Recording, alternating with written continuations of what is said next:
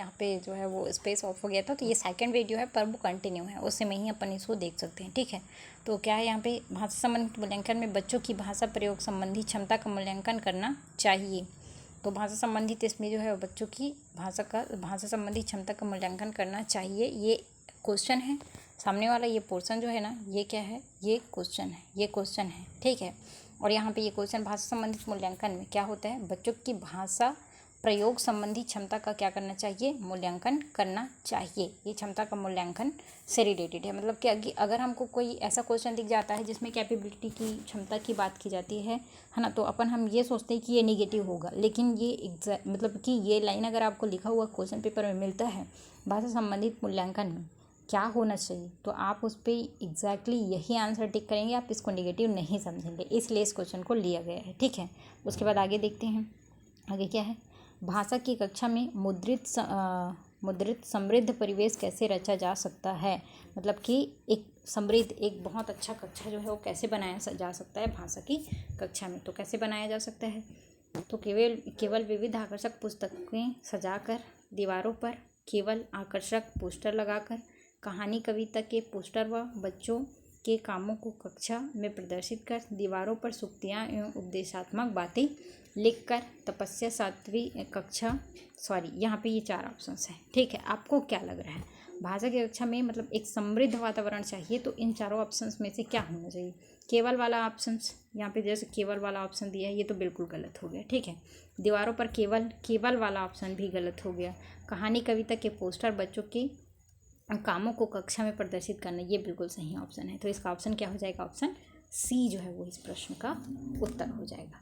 ठीक है, आगे अपन देखते हैं, आगे क्या है, तो एक क्वेश्चन आया है नेक्स्ट में, तपस्या सातवीं कक्षा में विभिन्न संदर्भों में पृथ्वी, वसुधा और भूमि शब्दों के प्रयोग की तरफ बच्चों का ध्यान आकर्षित करती है। ऐसा करने में उसका उद्देश्य है, मतलब कि अगर वो क्या मतलब इन चीज़ों के बारे में अगर बता रही है तो बताने का उद्देश्य क्या है, तो वो विभिन्न चीज़ों के प्रति उन बच्चों का क्या कर रही है। या फिर ना टाइपिंग में आज मेरे बहुत ज़्यादा थोड़ा सा वो हो गया, ऊपर अप डाउन हो गया, इस क्वेश्चन को मतलब आगे देखेंगे अपन। ठीक है, तो यहाँ पे देखो क्या है ना, ये क्वेश्चन जो है वो कि बच्चों में पठन के प्रति रुचि जागृत करने के लिए पाठ्य पुस्तक के अतिरिक्त खाली सामग्री का विकास किया जा सकता है। तो सरल, पूरक, जटिल, मूल्यपरक, तो यहाँ पे जो आप बाकी वर्ड्स है उसके साथ कनेक्ट करके हमको देखना है कि हमको क्या करना है, रुचि जागृत करनी है। क्या जागृत करनी है, रुचि जागृत करनी है पाठ्य पुस्तक के अतिरिक्त, है ना। तो अपन को क्या करना पड़ेगा, तो इस क्वेश्चन का जो आंसर है वो पूरक है। सप्लीमेंट चीज़ों को क्या करना पड़ेगा, सप्लीमेंट चीज़ों की क्या करनी पड़ेगी, उसको बढ़ावा देना पड़ेगा या उसको विकास करना पड़ेगा। ठीक है, उसके बाद आगे अपन देखते हैं, आगे क्या है, तो आगे ये है कि लिखने की क्षमता का विकास बोलने, सुनने और पढ़ने की क्षमता की संगति में होनी चाहिए। ये क्वेश्चन इंग्लिश में, सीडीपी में, हिंदी में, सभी में ये क्वेश्चन मोस्ट इम्पॉर्टेंट है, पूछा ही जाता है। ठीक है, तो लिखने की क्षमता का विकास बोलने, सुनने और पढ़ने की क्षमता की संगति में होना चाहिए मतलब सभी जो है एक दूसरे से को रिलेटेड होते हैं, एकीकृत होते हैं, संगत होते हैं, जो चारों कौशल होते हैं वो। ठीक है, तो ये जो है सभी एक दूसरे से रिलेटेड होते हैं और एक दूसरे के साथ ही बढ़ते हैं। कौन कौन से, तो मैं अपने वो जो वीडियो है ना, क्या बोलते हैं, एक वीडियो मैंने डाली हुई है CDP MCQ करके, उसमें आप देख सकते हैं कि मैंने एक ट्रिक बताई हुई है। क्या ट्रिक बताई हुई है, लेज़र और ये W, इस तरीके से एक ट्रिक बताई है, लिसनिंग, स्पीकिंग, रीडिंग और राइटिंग। ठीक है, तो ये जो चारों कौशल है ना वो एक साथ एक दूसरे के साथ ऐसे बढ़ते हैं, एक दूसरे से रिलेटेड होते हैं। तो उसी को बताया गया है कि एक दूसरे के साथ होते हैं, तो ये क्या बात है, ये बात कैसी है, तो ये बात कैसी है, तो ये बात जो है वो पूर्णतः क्या है, सत्य है। ऑप्शन बी इसका आंसर है। ठीक है, आगे देखते हैं, उसके बाद आगे क्या है, लिखने की क्षमता का विकास बोलने, सुनने और पढ़ने की क्षमता की संगति होनी चाहिए, पूर्णतः सत्य है, ये हो गया। ठीक है, भारत में अंग्रेजी को स्थान दिया गया है। भारत में अंग्रेजी को कौन सा स्थान दिया गया है, तो क्या उसको हमारे भारत में अंग्रेजी को कार्यालयी भाषा के रूप में दिया गया है, सह कार्यालयी भाषा के रूप में दिया गया है, अकादमिक भाषा के रूप में दिया गया है, उच्च शिक्षा की भाषा के रूप में दिया गया है, या सह कार्यालयी भाषा के रूप में दिया गया है ना। तो किस रूप में यहाँ पे आंसर ही मैंने बताया। ठीक है, तो यहाँ पे इसको किस रूप में दिया गया है, सह कार्यालयी भाषा के रूप में हमारे यहाँ उसको क्या दिया गया है, स्थान दिया गया है। किसको दिया गया है, तो अंग्रेजी भाषा को दिया गया है। ठीक है, उसके बाद आगे देखते हैं हमारा क्वेश्चन क्या है। तो आगे है, राष्ट्रीय शिक्षा नीति 2020 के बारे में निम्नलिखित में से कौन सा कथन सही है। तो राष्ट्रीय शिक्षा नीति के बारे में कौन सा कथन सही है। तो बच्चों द्वारा सीखी जा रही 3 भाषाओं में से कम 2 भाषाएं भारत की होनी चाहिए। बच्चों द्वारा सीखी जा रही 3 भाषाओं में से 1 भाषा की शास्त्रीय भाषा होनी चाहिए। तो यहाँ पे ये बहुत ही इंपॉर्टेंट क्वेश्चन है, आप इसको टिक मार करके रख सकते हैं। तो यहाँ पे सबसे इम्पोर्टेंट ये है कि इसका आंसर जो है वो ए होगा। मतलब कि यहाँ पे हमारे यहाँ त्रिभाषा का जो है सूत्र लागू है अगर, तो बच्चों को जो वो 3 भाषा सीखेगा उसमें से कम 2 भाषा जो है वो क्या होनी चाहिए, भारत की होनी चाहिए। ऐसा न्यू एजुकेशन पॉलिसी 2020 में प्रावधान किया गया है। ठीक है, उसके बाद आगे क्वेश्चन है, राष्ट्रीय शिक्षा नीति 2020 के बारे में निम्नलिखित में से कौन सा कथन सही है। बच्चों द्वारा सीखी जा रही 3 भाषाओं में से कौन सी, ये आंसर पहला होगा, इसका आंसर देख लिए इसको। ठीक है, उसके बाद है निपुण से तात्पर्य क्या है। तो निपुण से तात्पर्य क्या है, तो 2025 तक बुनियादी साक्षरता एवं संख्या ज्ञान प्राप्त करने से जुड़ा भारत सरकार का महत्वपूर्ण कार्यक्रम है। 2028 तक माध्यमिक भाषा के सार्वजनिकरण हेतु राष्ट्रीय कार्यक्रम है। राष्ट्रीय साक्षरता मिशन है। राष्ट्रीय शिक्षा युक्ति है। तो यहाँ पे इसका आंसर क्या हो जाएगा, निपुण से तात्पर्य जो है वो क्या है, हमारा आंसर नंबर कौन सा है, आंसर नंबर हमारा ए है। क्या है, 2025 तक बुनियादी साक्षरता एवं संख्या ज्ञान प्राप्त करने से जुड़ा भारत सरकार का महत्वपूर्ण कार्यक्रम है। कौन, निपुण। ठीक है, उसके बाद है यहाँ पे ये नीचे के क्वेश्चंस हो गए थे, मैं बताई थी कि स्लाइड थोड़ा सा वो हो गया था, मतलब कि थोड़ा सा बीच में ब्रेक हो गया था। ठीक है, उसके बाद आगे अपन देखते हैं, उच्च प्राथमिक स्तर पर हिंदी भाषा विकास के लिए कौन सी गतिविधि उपयोगी नहीं हो सकती। तो उच्च प्राथमिक शिक्षा पे मतलब कि अगर उसको वो करना है, विकास करना है, तो यहाँ पे हम ऑप्शंस के अकॉर्डिंग चलेंगे। तो यहाँ पढ़ी गई कहानियों का समूह में नाट्य रूपांतरण करना, ये तो सही है। सही नहीं है पूछा गया, हमेशा इस चीज़ पर अपन गोला करेंगे जब एग्ज़ाम दिलाते रहेंगे उस टाइम पे। ठीक है, गोला करके देखेंगे कि यहाँ पे नहीं पूछा गया कि हाँ पूछा गया, उसके बाद फिर अपन क्या करेंगे, उसके आंसर जो है वो टिक करेंगे। ठीक है, तो यहाँ पे देखो नहीं पूछा गया तो ये तो ठीक है, इसमें तो नहीं वाली कोई बात ही नहीं है। विज्ञापन, पोस्टर, साइन बोर्ड और भाषा के अन्य उपयोग का विश्लेषण करना, ठीक है, ये भी सही है, ये वाली गतिविधि तो सही है। मुहावरों के अर्थ लेकर वाक्य बनाना, इसको भी सस्पेक्ट में रखते हैं। सूचना, डायरी लेखन, विज्ञापन लेखन आदि का कार्य करवाना, मतलब बच्चे को कुछ कुछ नया चीज़ करवाओगे ना, चलो आप आज एक डायरी लिखो, मतलब चलो आप एक पेज अपने बारे में लिखो, चलो एक डायरी बना के दिखाओ, चलो एक पेज देते हैं, उससे आप जो है वो क्या करना, एक उस पर सूचना लिखना, कुछ भी किसी विषय में सूचना लिखना, तो क्रिएटिविटी कराना, ये तो अच्छी बात है। तो ये भी हमारे आंसर नहीं हो सकते। तो ये पॉइंट जो है इस ऑप्शन के लिए, इस प्रश्न के लिए गलत है। बाकी आंसर जो है इसका क्या है, मुहावरे, वाक्य प्रयोग करना। ठीक है, घी के दिए जलाना, अब बच्चा उतना तर्क नहीं लगा सकता कि उसको हम कुछ बता दिए फिर उसको वाक्य बनाएगा, उसका फिर क्लासिफिकेशन करेगा, ये चीज़ें उसके साथ नहीं कर सकते। ठीक है, मतलब कर सकते हैं, सही है, कई बच्चे जो है वो मेच्योर हो जाते हैं जल्दी से, तो वो लोग कर लेते हैं, लेकिन पूरी क्लास की चीज़ें नहीं कर पाएगी, उसके लिए थोड़ी सी क्या हो जाएगी, जटिल हो जाएगी। ठीक है, आगे देखते हैं क्या है ना, कुछ क्वेश्चन रिपीट हो गए हैं, उसको आप अवॉइड करेंगे। ठीक, तो बताइए, एक शिक्षक दृष्टिबाधित छात्र को अधिगम में किस विधि द्वारा मदद कर सकती है। तो अपन हमेशा ना क्या करते हैं पता है, समृद्ध समृद्ध समृद्ध ऐसा पढ़ पढ़ के ना हमारी आदत ऐसी हो जाती है कि समृद्ध कक्षा होना चाहिए, जिसमें सब प्रकार की जो है व्यवस्था होनी चाहिए, जिसमें श्रव्य साधन भी होने चाहिए, दृश्य साधन भी होने चाहिए, दृश्य श्रव्य साधन होने चाहिए, ये सारी चीज़ें हमारे दिमाग में जो है वो पहले से क्रिएट होती है। तो हम जो है क्या करते हैं, उसके हिसाब से ही अपन क्या करते हैं, हम जो है वो लगता है कि सारे ऑप्शन सही हैं और हम डी लगा के आ जाते हैं, बल्कि ये बिल्कुल गलत ऑप्शन है। ठीक है, अपन को डी नहीं लगाना है, क्योंकि यहाँ पे जो क्वेश्चन है उसको देखो, क्वेश्चन पे क्या बोला गया है, क्वेश्चन पे बोला गया है दृष्टिबाधित, किस बच्चे की बात हो रही है, दृष्टिबाधित, मतलब जो देख नहीं सकता। और जो देख नहीं सकता है उसको क्या आप टीवी दिखा के सिखाएंगे, क्या नहीं सिखा सकते, क्योंकि वो देख ही नहीं सकता ना, दिक्कत यहाँ पर है। तो उसको कैसे सिखा सकते हैं, तो रेडियो चला के, जिसको वो कान में सुन सकता है, टीवी से भी सुन सकता है, मैं ऐसा नहीं बोल रही हूँ, टीवी की आवाज़ से भी सुन सकता है, लेकिन वो देख कर उस चीज़ों को नहीं समझ पाएगा। अगर उसी को ही अच्छे से क्या किया जाए, सुनाया जाए उसको, तो सुनकर रेडियो से या किसी भी माध्यम से वो उस चीज़ों को क्या कर सकता है, बेटर कर सकता है। ठीक है, तो इस तरीके से हम क्या कह सकते हैं, यहाँ पर ऑप्शन जो है वो हमारा कौन सा जो है वो सही है, श्रव्य साधन के द्वारा। ठीक है, आगे की क्वेश्चन देखते हैं, आगे क्या है, भाषा अर्जन के संबंध में कौन सा कथन उचित नहीं है। तो भाषा कथन के संबंध में कौन सा कथन उचित नहीं है, सभी बच्चों में भाषा अर्जन की स्वाभाविक क्षमता होती है, भाषा अर्जन के लिए नियम सिखाए जाते हैं। भाषा अर्जन को सहज बनाने के लिए समृद्ध भाषिक परिवेश होना चाहिए, है ना, और बिना विद्यालय गए भाषा अर्जन संभव है। ठीक है, तो यहाँ पे बात हो रही है अर्जन की, और कोई भी सीढ़ी पे पढ़ाता है तो सबसे पहले इस बात को बताता है कि अर्जन क्या होता है, ठीक है, और अधिगम क्या होता है। तो अर्जन से हमको ये चीज़ें तो बिल्कुल समझ में आ गई है कि ऐसी चीज़ें जिसके लिए कोई नियम, कोई रेस्ट्रिक्शंस, किसी चीज़ की ज़रूरत नहीं पड़ती, कहीं टोका नहीं जाता, कहीं ग्रामर, कहीं व्याकरण, कुछ भी चीज़ें नहीं लगते हैं। तो यहाँ पे एक शब्द लिखा हुआ है नियम, तो हमको जो भाषा अर्जन कराया जाता है उस पर नियम का कोई कंट्रोल नहीं होता है, इसलिए जो हमारा यहाँ पे आंसर हो जाएगा, वो आंसर क्या हो जाएगा हमारा, भाषा अर्जन के लिए नियम सिखाए जाते हैं, ये बिल्कुल क्या है, गलत है। ठीक है, आगे अपन देखते हैं आगे क्या है। आगे है भाषा अर्जन के लिए नियम सिखाए जाते हैं, ये गलत, वहाँ पे अपन देख ली इस चीज़ को। ठीक है, उसके बाद आगे है पठन कौशल से अभिप्राय है। तो पठन कौशल से क्या अभिप्राय है, लिपि चिन्हों का पहचान, शब्दों को पढ़ना, वाक्य को पढ़ना, पढ़कर समझना। पठन मतलब क्या, अब पढ़ने का मतलब ये नहीं होता है कि आप अक्षर को पहचान के पढ़ लिए। पढ़ने का मतलब ये होता है कि आपको एक पैराग्राफ दिया गया है, आप उस पैराग्राफ पे कुछ भी लिखा है, क ख ग घ म ध सबको मिला जुला के कोई वाक्य लिखा है, कोई कहानी लिखा है, कोई स्टोरी लिखा है, कोई पत्र लिखा है, कुछ भी चीज़ लिखा है, अगर आप उसको पढ़े हैं तो आप पढ़ने के बाद उसका अर्थ जानते हैं, अगर, है ना, अगर उसका अर्थ आप समझते हैं तब जो है उसको क्या बोलेंगे आप, पठन कौशल बोलेंगे। मतलब ये इंसान पढ़ सकता है ऐसा बोलेंगे, सिर्फ पढ़ने से नहीं, उसका अर्थ जानता है तब जाके उसको ऐसा बोलेंगे। ठीक है, उसके बाद आगे देखते हैं। पठन पाठन के अंत में ऐसे अभ्यास एवं गतिविधियाँ हो, मतलब अगर बच्चे को पढ़ा दिए, पढ़ाने के बाद अब अंत में क्या कराया जाए ऐसा इंटरेस्टिंग, जिससे बच्चा फिर से इंटरेस्ट लेना स्टार्ट कर दे, तो क्या कराना चाहिए।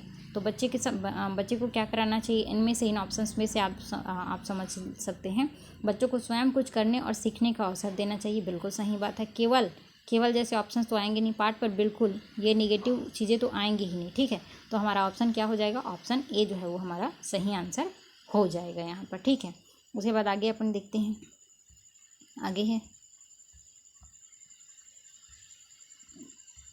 कुछ क्वेश्चंस रिपीट हो गए हैं। ठीक है, उसके बाद है पूरक पठन सामग्री का उद्देश्य है।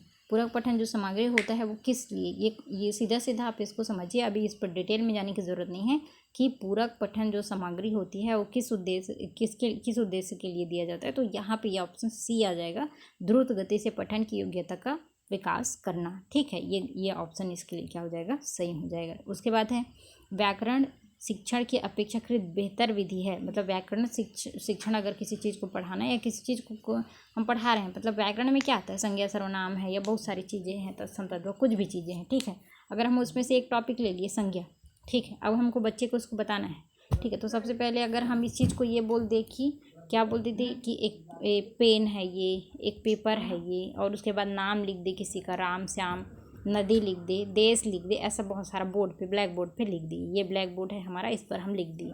अब हम उसको बताते हैं कि इसी को संज्ञा कहा जाता है, इसी को क्या कहा जाता है, संज्ञा कहा जाता है। तो बच्चा क्या करेगा, उसको हम उदाहरण बता दिए, उदाहरण के बाद हम बता दिए कि इसको ये बोला जाता है, तो उसके लिए क्या हो जाएगा, सरल हो जाएगा। तो व्याकरण पढ़ाने के लिए सबसे अच्छी जो विधि है वो मानी जाती है किसको, आगमन विधि को, जिसमें क्या होता है आगमन विधि में कि हम उदाहरण बताते हैं, उदाहरण बताने के बाद उसको नियम की ओर ले जाते हैं या वास्तविक चीज़ों को उसको बताते हैं। ठीक है, उसके बाद आगे देखते हैं क्या है।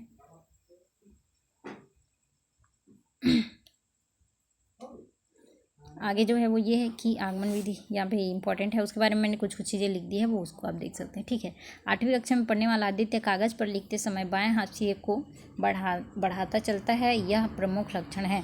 अगर आप कोई बच्चा है, अगर वो आपने लिखा अपने पेज पे और वो ऐसे कर दिया, ये इसको ऐसे बढ़ा दिया, ठीक है, मतलब लिखने संबंधित कोई भी अगर बात यहाँ पे हो रही है, मेरा एक वीडियो है, आप अगर चाहो तो उसको देख सकते हो, मैंने डिसऑर्डर्स पर बनाए हैं, अगर आप उस वीडियो को देखते हैं तो 100% मैं गारंटी देती हूँ कि आपको डिसऑर्डर में उससे बाहर कुछ नहीं पढ़ना पड़ेगा, क्योंकि मैंने उसमें वैसी ट्रिक बताई है और सारे लगभग कवर करने की कोशिश की है 99%, तो आप देख सकते हैं उस वीडियो को। ठीक है, तो यहाँ पे लिखने संबंधित अगर कोई भी दिक्कत आती है लिखने संबंधित, ठीक है, तो वहाँ पे लिखने संबंधित कोई भी आती है तो वो चीज़ें क्या होगी, डिस्ग्राफिया होगी।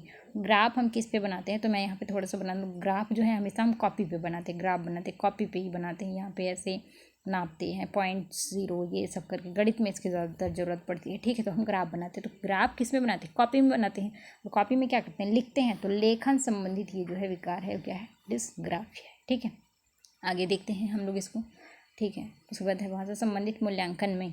भाषा संबंधित मूल्यांकन में यहाँ पे मैंने ऑप्शंस नहीं दिए हुए हैं, यहाँ पे सीधा मैंने आंसर्स किए हुए हैं। ठीक है, भाषा संबंधित, अगर हमारे पास भाषा संबंधित मूल्यांकन में बच्चों की भाषा प्रयोग संबंधित क्षमता का मूल्यांकन करना चाहिए। हमेशा हमको ना ऐसे ही मतलब बोला जाता है कि क्षमता, कैपेबिलिटी या ऐसा कुछ शब्द देखने को मिलेगा तो हमेशा उसको काट देना है, लेकिन इस आंसर में यहाँ पे भाषा संबंधित मूल्यांकन में हमको विशेष इस बात की ध्यान देनी चाहिए कि बच्चों की भाषा प्रयोग संबंधी क्षमता का मूल्यांकन करना है। भाषा संबंधित मूल्यांकन में ये चीज़ें देखी जाती है, इसलिए इसको ऑनलाइन में आप इसको ध्यान दे करके मैंने ऐसा इसको लिखा हुआ है। ठीक है, उसके बाद आगे है भाषा की कक्षा में मुद्रित समृद्ध परिवेश कैसे रचा जा सकता है या रखा जा सकता है। ठीक है, तो हमको एक बहुत अच्छा क्लास अगर डेकोरेट करके लिए रखना है, ठीक है, तो उसको हम ऐसा कैसे बना सकते हैं, कैसे ऐसे रख सकते हैं बहुत अच्छा क्लास। तो उसके लिए क्या करना पड़ेगा, केवल विविध आकर्षक, केवल जैसे अगर कोई चीज़ें दिखती हैं उसको अपन को काटना है सीधा। कभी कभी केवल को भी थोड़ा अच्छे से पढ़ ही लेना, क्या पता कुछ ऐसा हो जाए, पर केवल वाले आंसर हमेशा लगभग गलत ही होते हैं। ठीक है, दीवारों पर केवल, यहाँ पे भी केवल आ गया। ठीक है, कहानी कविता के पोस्टर व बच्चों की कामों को कक्षा में प्रदर्शित करके, दीवारों पर सूक्तियाँ या उपदेशात्मक बातें लिखकर। तो यहाँ पे हमारा आंसर क्या हो जाएगा, यहाँ पे हमारा आंसर हो जाएगा कहानी कविता के पोस्टर व बच्चों के कामों को कक्षा में प्रदर्शित करके ये चीज़ें जो है वो हम मुद्रा समृद्धि या बहुत अच्छा क्लास बना सकते हैं, कहने का मतलब ये है। ठीक है, उसके बाद है यहाँ पे ये इसका ऑप्शंस नहीं दे पाई हूँ इसलिए क्वेश्चन को स्किप कर रहे हैं। ठीक है, बच्चों में पठन के प्रति रुचि जागृत करना है तो क्या करना पड़ेगा, तो उसके लिए हमको क्या करना पड़ेगा, बच्चों में रुचि जागृत करना है पढ़ने के लिए। ठीक है, तो यहाँ पे सीधी सीधी ऑप्शन इसके क्या हो जाएंगे, पूरक या सप्लीमेंट क्लास जो है उसको बनाना पड़ेगा। ठीक है, ऐसे क्वेश्चन हैं यहाँ पर यूनिक टाइप के जो हमेशा कराए जाते हैं, जो हमेशा आए हुए वो क्वेश्चन के अलावा ऐसे क्वेश्चन हैं जो नहीं कराए जाते हैं पर आने की संभावना है, ये क्वेश्चन में पूछे गए हैं। ठीक है, कभी कभार ही पूछे गए हैं, पर क्या पता इस बार क्वेश्चन थोड़ा जटिल बना दिया जाए और ऐसे ही क्वेश्चन को पूछ लिया जाए, तो इसलिए इस तरीके के क्वेश्चन हमको आने चाहिए। ठीक है, उसके बाद आगे देखते हैं अपन क्या है, लिखने की क्षमता का विकास बोलने, सुनने और पढ़ने की क्षमता की संगति में होना चाहिए, मतलब एक साथ होता है, यह विचार है। पूर्णतः सत्य है, पूर्णतः सत्य है। तो मैंने अपनी एक वीडियो में CDP वाले में, आप उसमें अगर जाके देखेंगे तो एक ट्रिक बताई हुई है लेज़र करके। ठीक है, आप उस ट्रिक से अगर पढ़ाते हैं, लेज़र करके मैंने एक ट्रिक बताई है, लेज़र W करके। ठीक है, तो अगर उसमें आप देखेंगे तो ये जो चारों होते हैं, लिसनिंग, स्पीकिंग, रीडिंग और राइटिंग, ये चारों स्किल जो है वो एक दूसरे से क्या है, कोरिलेटेड हैं, मतलब कि ये एकीकृत हैं, संगत हैं। ये इस तरीके से अगर पूछा जाता है सारी चीज़ों को, है ना, तो ये क्वेश्चन CDP में भी, हिंदी में, इंग्लिश में या लैंग्वेज में, किसी भी सब्जेक्ट में इस क्वेश्चन को पूछा जा सकता है। तो ये जो है वो पूर्णतः सत्य है। क्या सत्य है, पूर्णतः कि सारे जो चारों स्किल्स हैं वो एक दूसरे से कोरिलेटेड हैं या संगत इसको सीखते हैं। ठीक है, उसके बाद आगे जो है अपन देखते हैं कि क्वेश्चन रिपीट हुआ है और सॉरी। ठीक है, भाषा, भारत में अंग्रेजी को क्या स्थान दिया गया है, अंग्रेजी को कौन सा स्थान दिया गया है, तो यहाँ पे भारत में जो है वो अंग्रेजी को कौन सा स्थान दिया गया है, तो इसको सहकार्यालयी भाषा के रूप में चिन्हांकित किया गया है। किस रूप में किया गया है, तो सहकार्यालयी भाषा के रूप में। ठीक है, उसके बाद आगे क्या है, आगे इसको जल्दी से अपन देखते हैं। ठीक है, राष्ट्रीय शिक्षा नीति 2020 के बारे में निम्नलिखित में से कौन सा सही है, तो यहाँ पे सही क्या है, तो बच्चों द्वारा सीखी जा रही 3 भाषाओं में से कम 2 भाषाएं भारत की होनी चाहिए, ये है। ठीक है, ये इसका आंसर है ऑप्शन ए कि न्यू एजुकेशन पॉलिसी 2020 में जो है वो ये प्रावधान किया गया है कि अगर यहाँ पे त्रिभाषा फॉर्मूला में से अगर 3 भाषा है हमारे पास सीखने के लिए, तो उसमें से कम 2 भाषाएं जो है वो क्या होनी चाहिए, हमारी भारत की अपनी भाषा होनी चाहिए। ठीक है, उसके बाद आगे देखते हैं अपन, आगे ये वाला क्वेश्चन कर लिए हैं, निपुण से क्या अभिप्राय, तो यहाँ तक के क्वेश्चन हम लोगों ने ऊपर में ही कर लिए थे। ठीक है, तो इस तरीके से ये हमारे क्वेश्चंस के सीरीज़ आज ख़त्म होते हैं। और मैंने अपने कोटेशन वर्ड में, मतलब हमेशा जैसे मेरा एक वो है कि मतलब एक बोलना चाहिए ऐसे करके, तो अटल जी का एक वाक्य मैं आज मोटिवेशन कोट के रूप में बोलना चाहूँगी। लास्ट में इसलिए हो गया क्योंकि स्टार्टिंग में हमारा वीडियो जो है एक बनते बीच में ब्रेक हो गया था। तो ये है कि हमेशा टूटे हुए मन से कोई भी काम स्टार्ट नहीं करना चाहिए, हमेशा हमको दृढ़ संकल्प करके उस काम को करना चाहिए। काम होना नहीं होना वो अपनी जगह में है। ठीक है, तो इस तरीके से हमारा वीडियो को एंड करते हैं। सब्सक्राइब करें और शेयर भी करें ताकि जिसको ज़रूरत है ये वीडियोस को मिल सके।